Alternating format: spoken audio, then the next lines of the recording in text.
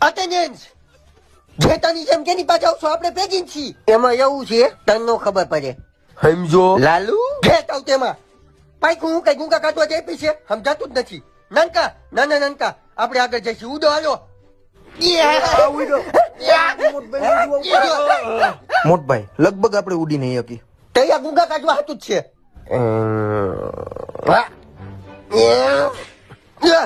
હવે સમજાણું આ તો પાછે દશેરામ રમવાનું છે કાંઈક પ્રેક્ટિસ ચાલુ ચૂકશી અને આપણે લખપતિયા મારશી